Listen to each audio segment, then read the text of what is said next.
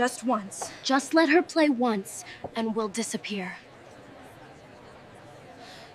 Under the chandelier light, Amara looks impossibly small on the piano bench. Her feet don't even reach the ground. Her hands hover above the glossy white keys of the grand piano, trembling. Around her, the charity gala hums with quiet laughter and the clink of crystal glasses, sequined gowns, tuxedos, diamond bracelets catching the light like tiny knives. At the microphone, Victoria Whitmore smiles a thin, polished smile. "Such a special moment," she purrs. "Tonight, our janitor's daughter would like to entertain us." A few people chuckle. Someone actually lifts their phone to record, like they're about to watch a little circus act. From the far corner of the room, still in his dark green janitor uniform, Marcus Reed can feel his heart pounding in his throat. This was not what he agreed to. This was not what he brought his daughter here for. He takes one step forward, then stops, because Amara finally places her fingers on the keys. And for the second time in his life, Marcus realizes that a single song can ruin you or save you. To understand how he ended up here, watching his 12-year-old daughter sitting in front of a $60,000 piano in a stranger's mansion, we have to go back a few weeks.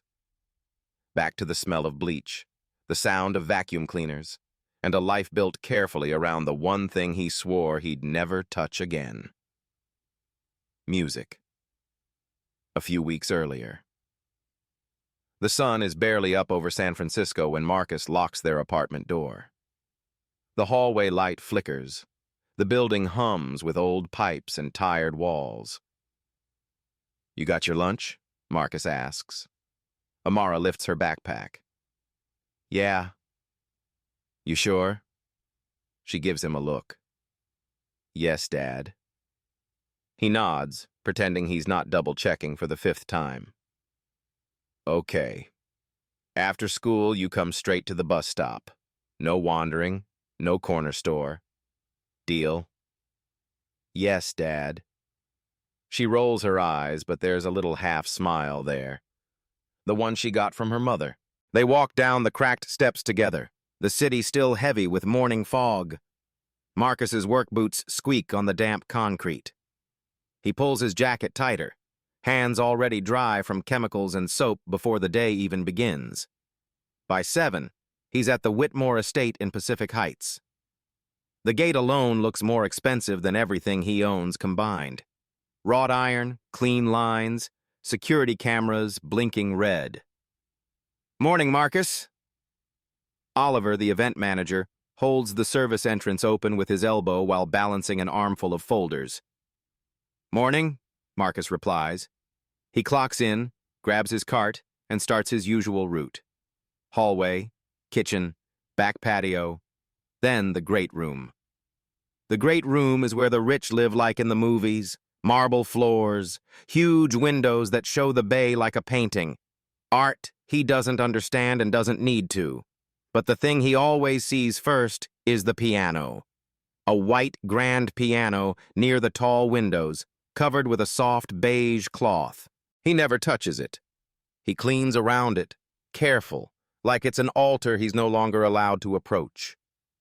Today is no different. He wheels his mop bucket in, the wheels squeaking softly.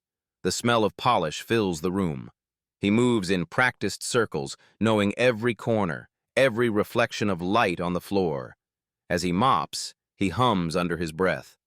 Just a rhythm, just something to keep the body moving. His hands tap the mop handle like a metronome. 1, 2, 3, 4, 1, 2, 3, 4. Without realizing, he adds a small syncopation, a twist on the 4th beat, a habit he thought he'd lost years ago. Oliver walks in mid-call, talking into his headset.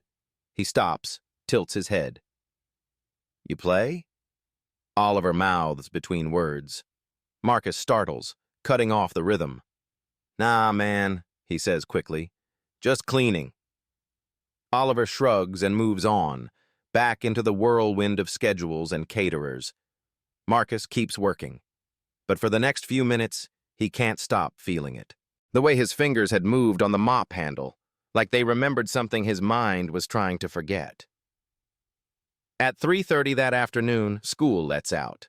Amara waits on the steps, hugging her backpack to her chest. Other kids cluster in groups, shouting, filming TikToks, trading snacks. She sits alone, earbuds in, listening to a playlist she stole from one of her dad's old CDs. Jazz, mostly, piano, always. When Marcus's bus finally pulls up, she runs to him. "Hey," he greets her. "Good day?" She shrugs. Math was boring. Math is supposed to be boring. She cracks a small smile. Then mission accomplished. He laughs, and they walk together to the next bus stop. On Wednesdays, there's no one to watch her at home. So she comes with him to the Whitmore estate, waits in the staff room, does her homework under fluorescent light while the adults scrub someone else's luxury into perfection. Every time they walk into the mansion, Amara looks around like she's entering another planet. The high ceilings, the giant staircase, the paintings, the way shoes never squeak on these floors. "Straight to the staff room," Marcus reminds her. "You know the rules."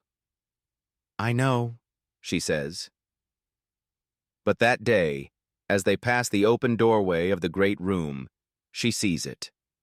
Not just in passing, she really sees it. The piano.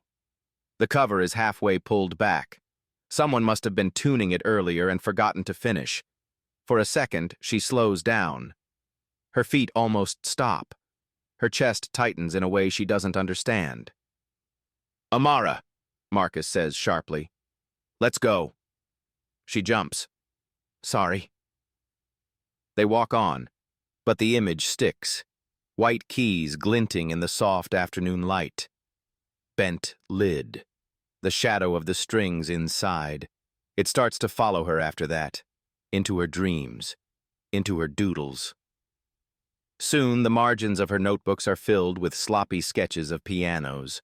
Rectangles with black and white teeth. Curved bodies like sleeping animals. She taps on tables when she's bored. The edge of her desk. The bus window. Simple patterns of 4 or 8 beats. Then more complicated ones. Small melodies formed only by touch, not sound. And every Wednesday, when she walks past the great room on the way to the staff area, she steals a glance. Just one. Just at the piano. It's a rainy Wednesday when everything tilts. The sky over the bay is slate gray. Rain hits the mansion windows like static. Inside, the great room hums with activity. Caterers move in and out, stringing lights, placing vases, testing sound. Victoria Whitmore is planning another charity gala, a night of art for change, according to the posters.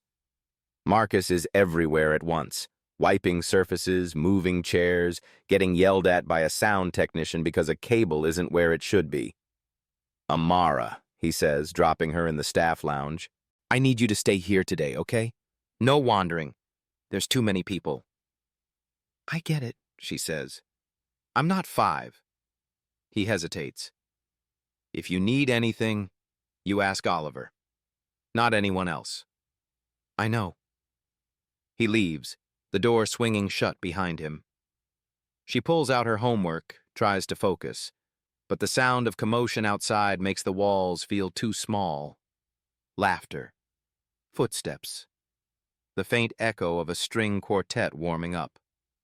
After a while, she sets her pencil down. She opens the door a crack. No one's in the hallway. She steps out, as quietly as she can. She doesn't run. She doesn't have to. Her feet already know the way. Down the corridor, past the framed awards and photos of Victoria smiling with politicians and movie stars, around the corner. The great room is almost empty now. The decorators have moved on. The quartet has taken a break. The lights are dimmer as the evening creeps closer.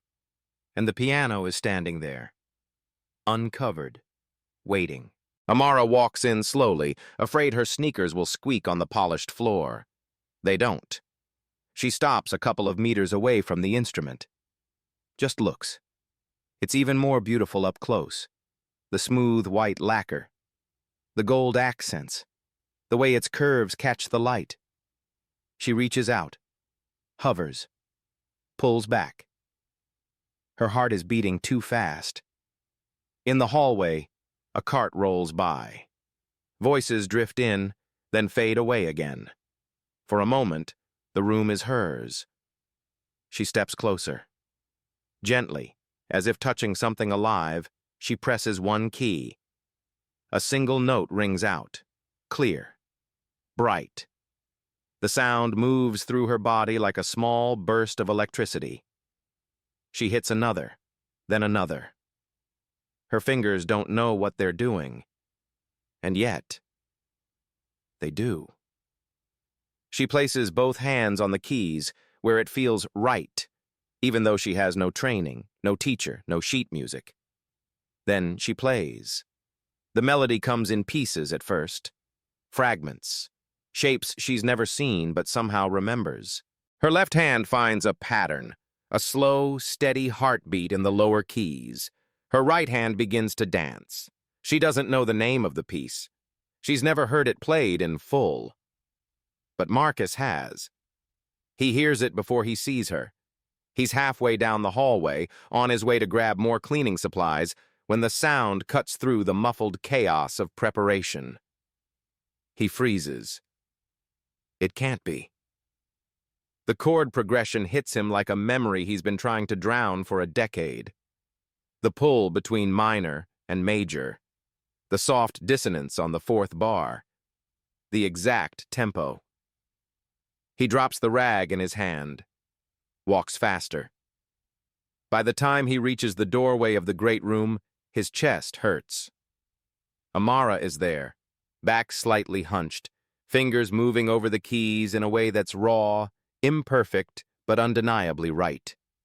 She hesitates on a tricky transition, fumbles, and then, without thinking, finds her way through it, creating a tiny variation he's never played, but instantly understands. "Amara," he whispers. She doesn't hear him. He steps inside. The sight feels like a punch, because this is his piece. Or it used to be. The last song he ever played on a proper stage. The one that ended with applause, a standing ovation, and a phone call telling him his mother had collapsed. The one he couldn't bear to play again after the funeral, after the debt, after dropping out of the conservatory to work full-time jobs that shredded his hands and his sleep. "Amara!" he says louder. She startles, fingers slamming into a harsh cluster of notes. The sound shatters. She jerks her hands back like she's burned. I'm sorry, Dad, I didn't... What are you doing in here?" His voice comes out sharper than he means. I wanted to see. And then I touched it and... She swallows. It just happened. He crosses the room in a few strides, gently but firmly closing the lid over the keys. "You can't be in here," he says. "This isn't our space. This isn't our piano." But no. His tone shuts the room down. "We talked about this." Her eyes glisten, but she presses her lips together and doesn't argue. He can see her chest rising and falling too fast, see her fingers flexing against her jeans, like they missed the keys already. He looks down at his own hands, the small scars, the calluses, the thickened joints. He knows what he just heard, and it terrifies him. "Come on," he says quietly. "Back to the staff room." She walks ahead of him, shoulders tense. Marcus looks back once, at the piano, at the space where her small hands just played a piece he'd buried. There's a feeling in his chest he doesn't have a name for. Pride, fear, grief, hope, all tangled into something that hurts. He turns away. The next day, Victoria Whitmore notices everything. Not because she pays attention to her staff as people, but because she's absurdly attentive to her possessions. "Who took the cover off my piano?" she demands in the great room, arms crossed, heels clicking on the marble. Oliver glances at the instrument, then at Marcus. The tuner was in yesterday, Oliver says. Maybe he forgot to... The tuner always puts it back. Always. Victoria's gaze sharpens. We have a system, Oliver. Marcus keeps his eyes down. From the corner of his vision, he sees a small scuff on the floor near the piano bench. The kind that happens when a shoe drags nervously. Amara's shoe. So, Victoria continues, voice cool. Did any of the staff go near it? Oliver opens his mouth, but Marcus steps forward. Ma'am, if the cover was off, that's on me, he says. I should have made sure it was put back. I apologize. Victoria studies him. You're the janitor, she says. Not security, though clearly we might need more of that, too. She sighs dramatically, like other people's mistakes are a personal burden on her soul. Then her expression softens in a calculated way. You're the one with the daughter, aren't you? She asks. The girl who waits here after school. Yes, ma'am, he says cautiously. What's her name again? Amara. Pretty. How old is she? 12. Victoria tilts her head slightly. An idea is forming. Marcus can see it. He just doesn't know what kind yet. We're hosting a gala next week, she says. Art, music, all for a good cause. You've seen the posters. Yes, ma'am. How would she like to come? As my little guest. Victoria smiles. She must be curious about all of this. The art, the music. Marcus frowns. I don't know. I wouldn't want her to get in the way. She won't, Victoria says. Besides, it might be entertaining. For everyone. For a second, he feels a cold flicker of something like warning. But then he thinks of Amara's face whenever they pass the great room. The way her fingers tap on tables. The way she lit up, even for a moment, at the piano. Maybe seeing all this up close will show her exactly how far out of reach it is. Maybe that's cruel. Or maybe it's honest. Maybe she deserves one night where the world isn't just buses, second-hand uniforms, and overdue notices on the kitchen counter. I'll have to ask her, he says. Victoria waves a hand. Of course, but I insist. It'll be fun. The word hangs in the air like perfume. Artificial. Heavy. Hard to breathe in. The night of the gala arrives. San Francisco glitters outside, the bay lights mirroring the stars that the city can barely see anymore. Inside the Whitmore mansion, the air smells like expensive perfume, white wine, and catered hors d'oeuvres. Marcus's uniform feels tighter tonight, more visible. Beside him, Amara tugs at the simple dark blue dress they bought from a thrift store and tailored 2 sizes down. Her shoes are old but polished. Her hair is tied back neatly, the way her mother used to braid it when she was younger. You look beautiful, Marcus says. She shrugs, but her cheeks warm. You look like Dad. He laughs. Well, can't argue with the truth. They slip in through the side entrance reserved for staff.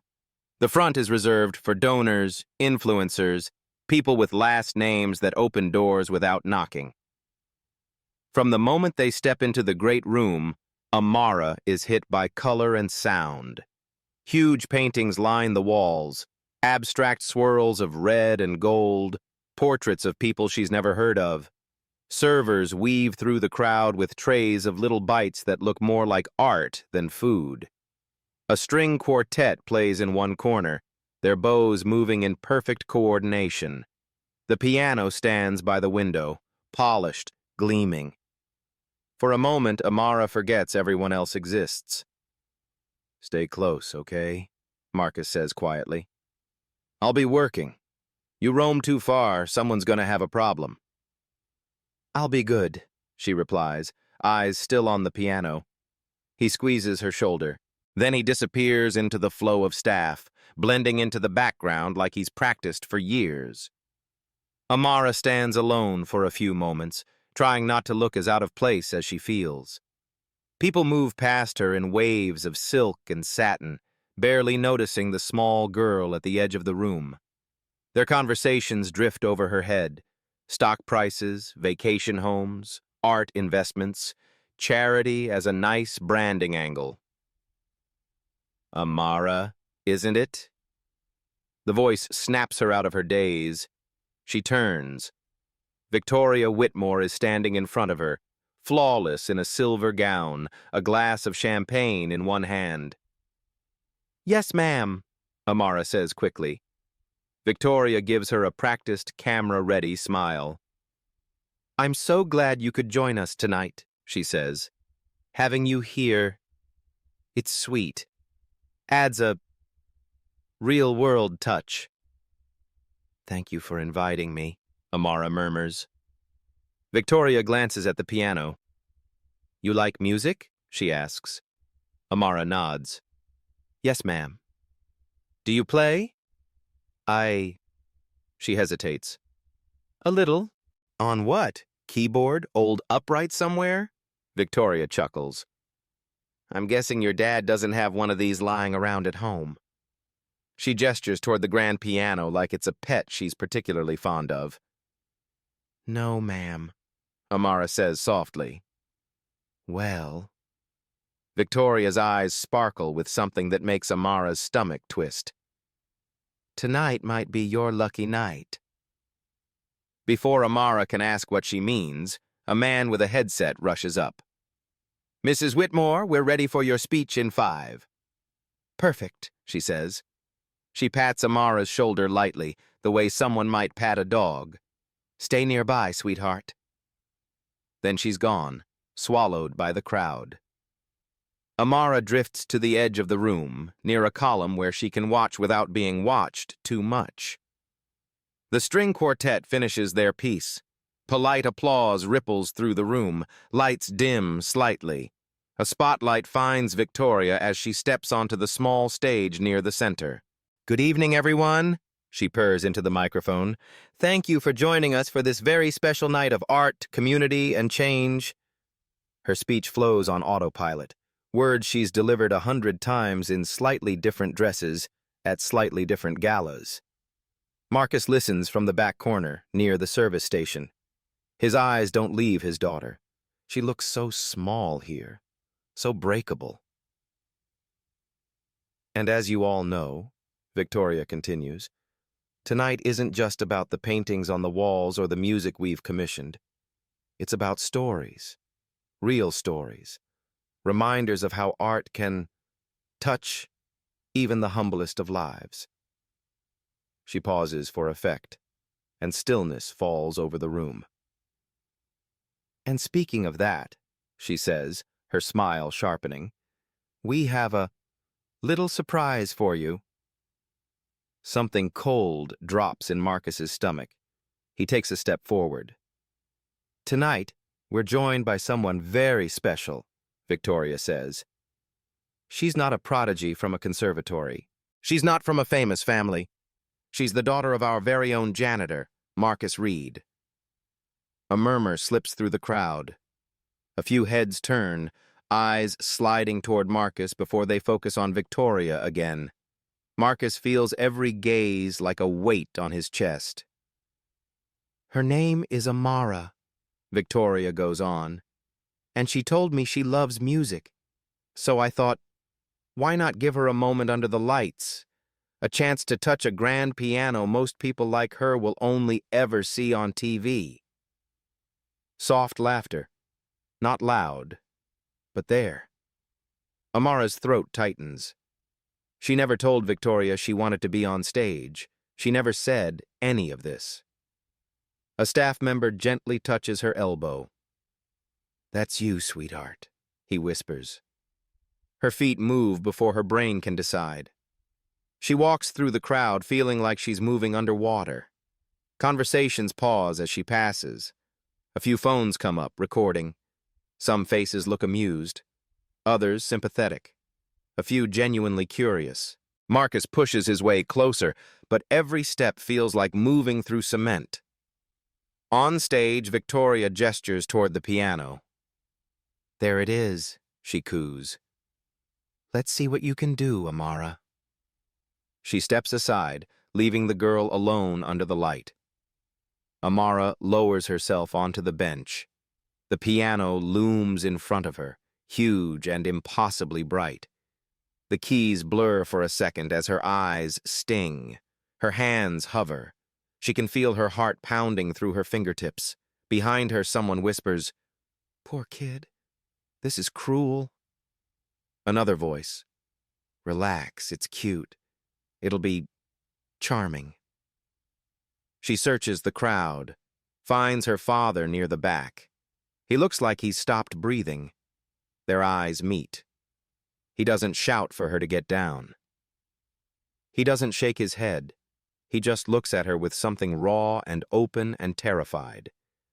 Then he nods. Just once. Play, Marcus thinks. Play for yourself, not for them. Amara takes in a deep breath. Her fingers touch the keys, and she plays. The first notes fall into the room like rain, soft, measured, unexpected. The crowd shifts.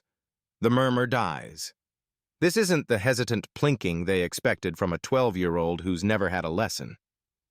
This is something else. The left hand starts a slow, steady progression.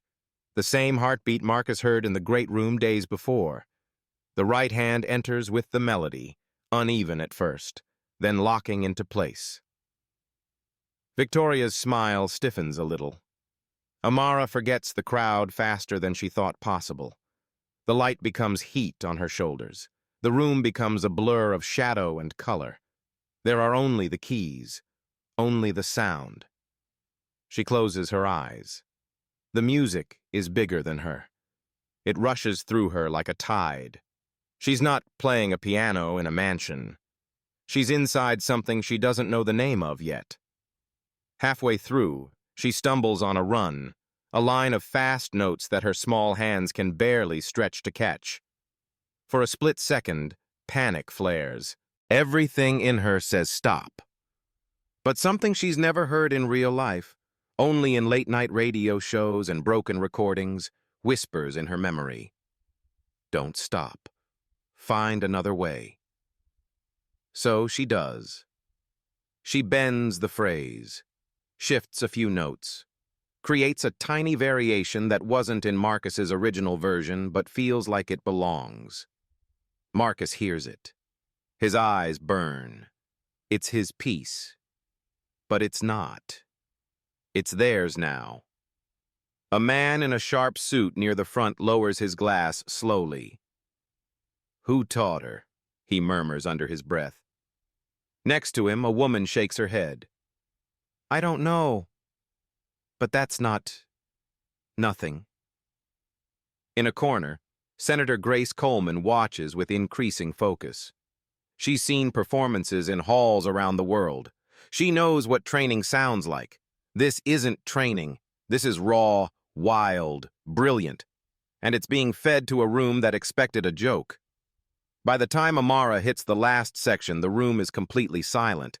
Even the servers have stopped. Even Victoria has stopped smiling. The final chord reverberates through the air. It lingers, then fades. For a heartbeat, nothing moves. Then someone claps. One person. Then another. And suddenly the whole room is on its feet, applause crashing like a wave around the small girl on the bench. Amara blinks, taken aback. She hadn't imagined what would happen after the last note. She didn't imagine an after at all. She stands up slowly. Her legs are shaking. She looks for her father. Marcus is standing now too. Not clapping. Hands pressed together over his mouth, like he's holding himself together. Senator Grace moves first. She steps forward, weaving through the crowd with purpose, her simple dark dress and straightforward presence cutting through the sea of excess. "That was extraordinary," she says, loud enough for the room to hear. She reaches the stage, offers a hand to Amara. Up close, Grace's expression softens. You play like the music lives inside you, she says quietly. Thank you, Amara whispers, voice trembling. Grace looks out at the crowd, then up at Victoria, who's trying to reassemble her composure. This is what tonight should be about, Grace says, voice now aimed at everyone. Not parading a child as a joke, but witnessing real talent, real stories. A murmur sweeps through the room again. Victoria's jaw tightens. I think you might be reading a little too much into a sweet moment, Senator, she says, walking toward them, microphone still in hand. It was just a bit of fun. Was it? Grace's smile doesn't reach her eyes. Because from where I was standing, it looked like you introduced this child in a way that made her and her father into props, not guests. The phones that were already recording now zoom in. This too will soon be everywhere. Grace turns back to Amara. What's your name again? She asks gently. Amara Reed, Amara says, finding her voice. And who taught you to play, Amara? She glances at Marcus. No one. I just play. Grace follows her gaze. Marcus finally steps closer into the light. He feels exposed.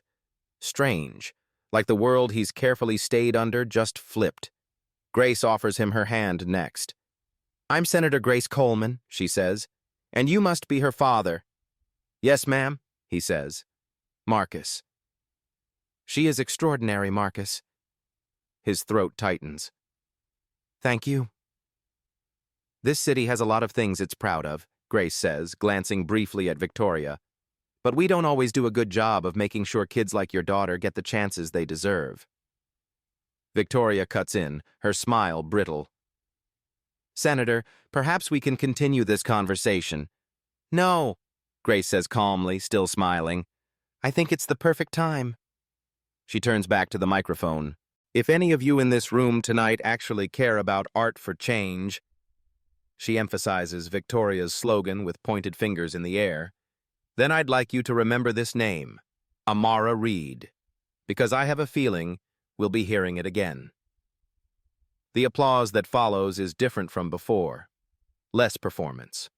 More conviction. Victoria knows she's lost control of the narrative. For someone like her, that's the worst sin of all. By the next morning, the internet has done what the internet does. The video hits social media before the guests even make it home from the gala. At first, it's just a clip. Janitor's daughter plays at Millionaire's party, watch what happens. It spreads. People watch expecting a fail compilation, a cringe moment. Instead, they see a girl on a bench and a room forced into silence by something they didn't see coming. They see the way Victoria introduces her, patronizing, amused. They hear the slightly mocking tone. They hear the shift in the room. They hear the music. Comments flood in. This gave me chills. Why does this kid play better than half the people I paid to see in concert? Rich people really tried to laugh at her and got humbled. Someone get this girl a scholarship now. Then someone recognizes Senator Grace in the video. Another clip circulates, this time of their exchange on stage. Captions call out Victoria's language. Articles appear overnight about performative charity and using poverty as decoration. Old criticisms of her resurface. Her PR team scrambles. Hashtags trend. Amara Reed, play for us. Not your prop. Art for change. For real. The next week is a blur. Marcus doesn't fully understand how fast everything moves. He doesn't have time to. He still has shifts, rent, bills. But suddenly people are calling.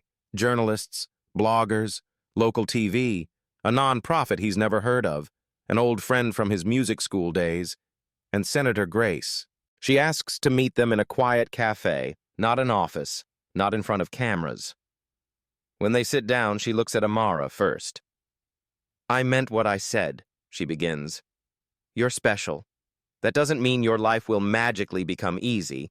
But it does mean that if we can open a door for you, we should. She pulls out a folder. There's a program I'm connected with. A talent pipeline into Stanford's music department, she explains. They have scholarships for kids who weren't born into grand pianos and private tutors. Marcus stiffens. Ma'am, I appreciate it, but we can't afford. I said scholarship, Grace repeats gently. Full, tuition, fees, piano, mentorship, the whole thing. He falls silent. They watched your performance, Grace says to Amara. They want to hear you live. You'd still have to audition. You'd still have to work harder than you can imagine. But we can get you in the room. Amara swallows hard. She looks at her father. What if I mess up? She whispers. Marcus's first instinct is to say they can say no, to protect her, to keep her away from the brutal world that broke him once. But he remembers the sound of his own playing, years ago, echoing through a hall he thought he'd own one day.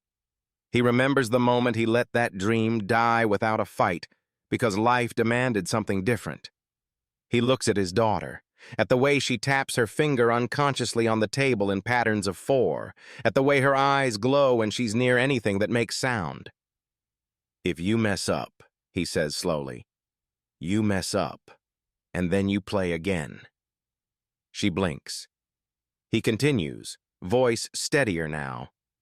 I didn't get back up when I fell, he admits. I couldn't, or I didn't know how. But you don't have to do it the way I did. He turns to Grace. What do we need to do? He asks. Grace smiles. We start with one song, she says. Then we take it from there. 3 months later, in a small audition room on Stanford's campus, Amara sits at another piano. This one is black, not white. There are no chandeliers, no gowns, no champagne glasses, just 3 professors behind a table, some sheet music, a camera in the corner, and Marcus in the back row, hands folded tightly in his lap. Amara takes a breath. She's had some lessons now, thanks to a volunteer teacher Grace connected them with. She's learned to read music properly, to name the chords she used to just feel. But when they ask if she has an original interpretation, she smiles. Yes, she says, I do. She plays their assigned piece first. Clean, careful, precise. Then, when they ask for something of her own choice, she glances back at Marcus. He nods again like he did that first night. So she starts the old piece, the one that was her father's, the one she turned into something new at Victoria's gala. Only this time, she plays it knowing it has a name, knowing she has one too. When the acceptance letter comes, Marcus doesn't open it right away. He holds the envelope in his hands for a full minute, thumb rubbing the embossed Stanford crest. Dad, Amara urges, just open it. His hands shake. She gently takes it from him, tears it open herself. Her eyes scan the page. She gasps. Dad, she says, I got it. He laughs, disbelieving. Let me see. She shoves the letter into his hands. It blurs as his eyes fill. Full scholarship, he reads aloud. Pre-college program. Summer and then weekends during the year. Access to faculty, rehearsal spaces. He stops, voice breaking. She watches him. Is it good? She asks, half teasing through her own tears. He lifts his head, wipes his face with the back of his hand, and laughs. It's better than good, he says. It's a chance. The internet doesn't forget quickly, but it also doesn't stay focused. New scandals push the old ones down the page. Victoria Whitmore releases a carefully crafted statement about misunderstandings and unintended harm. She donates more money. She hires a new PR team. Her events are quieter now. Fewer celebrities, fewer eager cameras. Online, there are still people who bring up that video whenever her name trends. But in Marcus and Amara's world, she's become something else entirely. A background character. A door they walked through, but not a name they owe anything to. Because their lives are no longer orbiting her mansion. They're building something of their own. It happens on a Tuesday evening, in a rundown building halfway across town. The rent is cheap because the landlord didn't think anyone would want to use the old storefront for anything serious. Marcus thought differently. He stands in the middle of the small room, looking at the chipped paint on the walls, the flickering light overhead, the single upright piano shoved against one side. It's not new. The keys are yellowed. One of them sticks a little. The back panel has a crack, but when he presses a chord, the sound is rich, warm, honest. Amara leans against the doorway, watching him. "So," she says, "this is really happening?" "Looks like it," he replies. He's tired. He still works. He still cleans. Bills don't vanish because a child gets a scholarship. But over the last months, something has been growing inside him. A stubborn thought he couldn't quite let go of. If music could pull his daughter out of the corner of a rich woman's party and into a future she deserves, what could it do for other kids who live in buildings like theirs? Kids who tap on desks and hum in the dark but never see a piano except on screens. He turns the sign on the door. It's hand-painted, the letters a little uneven. Midnight Keys, free piano lessons for kids. No experience needed. "What if no one comes?" Marcus asks, half joking, half afraid. Amara snorts. "Dad, did you forget? You're basically viral." "Viral expires," he says. "Rent doesn't." But at 5 o'clock, there's a knock on the door. Then another. By 5:15, there are 4 kids in the room. 2 from their building, 1 from down the block. 1 whose mom saw a flyer at the laundromat. They're shy, awkward, eyes wide as they stare at the piano like it might bite. Marcus smiles. "All right," he says. "Who wants to touch this thing first?" No one moves. Then a small hand goes up. A boy with hair in tight coils, maybe 9 years old, steps forward. "My mom says I can't break it, right?" he asks. Marcus laughs. "You're not strong enough to break it," he says. "Trust me. Just sit." The boy climbs onto the bench. Marcus sits beside him. He places his hands lightly over the boy's small fingers, guiding them to the first 4 notes. "1, he says softly. 2, 3, 4. The boy presses, a clumsy pattern. Notes too loud. But a start. Amara watches from his corner, her backpack still on one shoulder. Her Stanford lanyard hangs loose around her neck. "Want to show them something?" Marcus asks her later. She shrugs, trying to act cool. "Maybe." She sits down at the piano. 4 pairs of eyes snap to her hands. She looks at them, at her father, at the cheap fluorescent light casting sharp shadows on the walls. Then she smiles and plays the same old piece again. Not for a room full of millionaires, not for a senator, not for an audience on the internet. For 4 kids who might never have believed they had a right to be in the same room as a piano. When she finishes, one of the girls whispers, "How do you do that?" Amara turns on the bench. "Come here," she says. "I'll show you." Marcus steps back, leaning against the wall. He watches his daughter lean over the keys, explaining slowly, patient. Watching their fingers, correcting gently.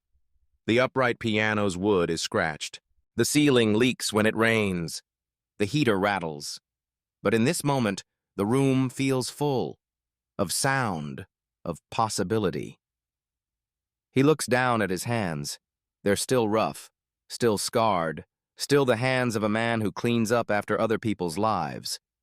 But they're also the hands of a man who opened a door his own father never got to touch. Outside, the city moves on. Cars, sirens, endless noise. Inside, a few children laugh as they hit a wrong chord, then try again. Marcus closes his eyes for a second. The guilt he's carried for years, the failure, the wasted talent, the mistakes, doesn't evaporate, but it softens, like a note resolving after too long in dissonance. At least this time, he thinks, looking at Amara, we're not playing for them. He smiles. We're playing for us. If this story of Marcus and Amara touched something in you, maybe a dream you left behind, or a time someone tried to turn you into a prop, take a moment. Leave a quiet word, even if it's just in your own head, for every kid still tapping rhythms on a desk, not yet knowing they're holding a future in their hands,